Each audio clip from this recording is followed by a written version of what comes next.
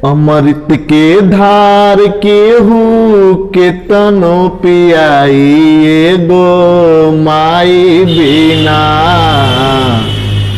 कैसे करे जावा जोड़ाई भाई एगो माई बिना। अमृत के धार केहू के तनो पियाई एगो माई बिना, कैसे करे जावा जोड़ाई भाई एगो माई बिना। हाँ दोस्तों, आज आप सभी को आज बताएंगे हम जड़त्व के प्रकार के बारे में। और जड़त्व के जो प्रकार होता है वह जो होता है दो प्रकार का होता है। पहला जो होता है बाबू, पहला होता है विराम का जड़त्व और दूसरा जो होता है गति का जड़त्व होता है। देखिए जड़त्व के बारे में बताए थे, डिफिनेशन बताए थे, किसी वस्तु का वह गुण जो क्या करता है उसकी अवस्था परिवर्तन का विरोध करता है, उसी को क्या कहते हैं जड़त्व कहते हैं। और जड़त्व जो होता है दो प्रकार का होता है। पहला जो होता है विराम का जड़त्व, दूसरा जो होता है गति का जड़त्व। विराम के जड़त्व को इंग्लिश में इनर्शिया ऑफ द रेस्ट कहते हैं, जबकि गति के जड़त्व को इंग्लिश में इनर्शिया ऑफ द मोशन कहते हैं। ठीक है, तो हम आज जानेंगे कि विराम का जड़त्व होता क्या है। सबसे पहले बता रहे हैं कि अगर कोई वस्तु स्थिर अवस्था में होती है तो वह हमेशा उसी अवस्था में बनी रहना चाहती है जब तक कि उससे अवस्था परिवर्तन के लिए कोई बाह्य बल न लगाया जाए। यानी कहे के मतलब ये बा कि अगर कोनो वस्तु बा अगर स्थिर अवस्था में बा यानी ढुकल बा तो वो हमेशा क्या करी सोची कि हम स्थिर अवस्था में रही। अगर ओकरा अवस्था में परिवर्तन करल जाई, परिवर्तन करे के सोचल जाई तो क्या करे पड़ी बाह्य बल लगावे पड़ी। ठीक है, तो परिभाषा क्या हुआ देखिए कि अगर कोई वस्तु स्थिर अवस्था में हो तो वह हमेशा उसी अवस्था में बनी रहना चाहती है, उसी को हम क्या कहते हैं विराम का जड़त्व कहते हैं। ठीक है, मान लीजिए कि यहां पे ये खटिया हो गया, क्या हो गया खटिया मान लो हो गई हो, और खटिया पर कोनो बूढ़ व्यक्ति के बैठा दे जाकर उम्र बा मान लो कि 80-90 बरिस, अब उनकरा के कोई जगह सामान लिया के तो जाना बैठल रही है तो सोचिए कि भाई हम क्या करी बैठले बैठले कोनो काम कर दी। यानी वो अपना अवस्था में को परिवर्तन करे के ना सोचिए, जाना वही अवस्था में रहे सोचिए, वही के क्या कहल जाए विराम के जरूरत। जो बूढ़ लोग हो जाला तो वो हमेशा क्या करला आराम करला, क्या करला बाबू आराम करला, मैंने हमेशा वो कार्य के ना कर पाला, वही के कहल जाला विराम।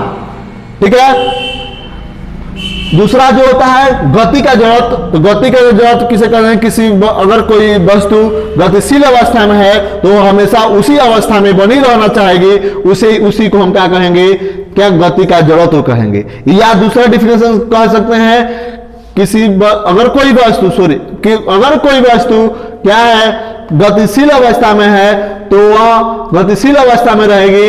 अगर हम उसकी अवस्था परिवर्तन करने का प्रयास करें तो हमें क्या करना पड़ेगा बाह्य बल लगाना पड़ेगा। ठीक है ना, मानिए कि आप अगर कोई कार्य करते हैं, मान लीजिए साइकिल चलाते हैं तो हम सोचते हैं कि क्या करें साइकिल लगातार चलाते रहें। ठीक है, यानी हम अपनी अवस्था में परिवर्तन करने के बारे में नहीं सोचते हैं। हम सोचते हैं कि हम अगर साइकिल चला रहे हैं तो साइकिल चलाएं। चाहे आज के देखते हैं लोग लड़कियां कुल के पीछे क्या करते हैं, लड़कियां जाता रहो तो अपना के परिवर्तन नहीं कर करो चाहत, ओकरा पीछे हमेशा क्या करते जाए चाहता रहो। समझ में आया, तो ये हो गया क्या बाबू जड़त्व के प्रकार के बारे में। अब आप जानिएगा संवेग। संवेग क्या होता है इसके बारे में हम बताएंगे। इसको इंग्लिश में कहते हैं मोमेंटम। क्या कहता है मोमेंटम कहते हैं। और देखिए होता क्या है मोमेंटम, देखिए किसी वस्तु के द्रव्यमान तथा उसका वेग जो होता है और उसका जो गुणनफल होता है उसी को क्या कहते हैं संवेग कहते हैं। ठीक है, मान लीजिए कोई पत्थर है, मान लीजिए कौन सी बाबू पत्थर बा का बाबू है ना, देखो क्या बाबू मान लो पत्थर हो तो पत्थर बा तो पत्थर में कुछ ना कुछ का हुई द्रव्यमान हुई नु तो द्रव्यमान हुई अगर आगे बढ़ी तो कोनो न कोनो वेग से आगे बढ़ी।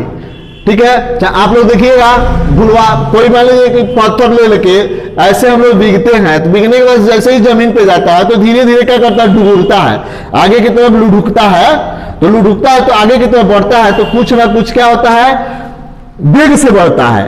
ठीक है ना, तो उसके द्रव्यमान मतलब जो पत्थर हम लेके बिगे नहीं जा तो ओकर अंदर का होला द्रव्यमान होला। द्रव्यमान के साथ जैसे भी जैसे धरती पे आवेला मैंने पृथ्वी पे गिरेला तो धीरे से मैंने आगे बढ़ेला, जब आगे बढ़ेला तो वेग के साथ बढ़ेला तो द्रव्यमान ओकर जन द्रव्यमान हुई और का हुई वेग हुई वही के गुणनफल के क्या कहल जाई, संवेग कहल जाई।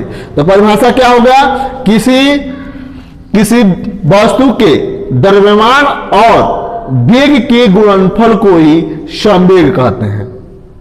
परिभाषा श्योर हो गया बाबू, किसी वस्तु के द्रव्यमान तथा उसके वेग के गुणनफल को ही हम क्या कहते हैं, संवेग कहते हैं। देखिए मान लीजिए यदि कोई यम द्रव्यमान की वस्तु हो, क्या हो बाबू, यम द्रव्यमान की वस्तु हो तथा वह क्या हो, भी वेग से गतिशील हो तो होगा तब उसका संवेग जो होगा P बराबर mv होगा। क्या होगा बाबू, P बराबर mv होगा। ठीक है ना, यानी समझे खातिर क्या कर जाई, मामी गुणे भाभी बराबर पापा, मामी गुणे भाभी बराबर पापा। ठीक है ना, ठीक है, P से पापा, P से बाबू लड़का तोहरे के पापा कहता, सुना बोलो ना, तो P बराबर पापा, m बराबर मामा, v बराबर भाभी। तो यही लोग मामी और मामी और भाभी के जन गुणनफल हुई क्या कहल जाए, संवेग कहल जाए, यानी P कहल जाए। ठीक है, अब जो संवेग जो होता है बाबू एक सदिश राशि होती है। क्या होती है बाबू, सदिश राशि होती है। सदिश राशि कहल जाला करना क्या, जना के व्यक्त किया तो दिशा और क्या परिणाम दोनों की आवश्यकता होती है, उसी राशि को हम क्या कहते हैं, सदिश राशि कहते हैं। ठीक है ना, परिभाषा क्या हुई बाबू सदिश राशि के, चाहे हैकर पहले देखो संवेग के, फिर खाली वस्तु का पथरों का मतलब द्रव्यमान नियम हो गई और बी वेग से क्या लुढ़कत रहा तो ओकर दोनों के जन गुणनफल के क्या कहल जाए, संवेग कहल जाए। ठीक है, या इसको कहेंगे फलानवा तथा चिलनवा के गुणनफल को ठेकानवा कहते हैं। फलानवा तथा चिलनवा के गुणनफल को क्या कहते हैं, ठेकानवा कहते हैं। ठीक है ना, चाहे वैसे नहीं तो ज्ञानवा याद कर लो, लड़का तोहरे के पापा कहता तो वैसे क्या हो जाए, P बराबर m इंटू v। यम का बाबू वस्तु के द्रव्यमान, अभी क्या हो वेग, समझ गई। इसी पे एक क्वेश्चन है उसको बता रहे हैं। ठीक है, देखिए कह रहा है कि 5 किग्रा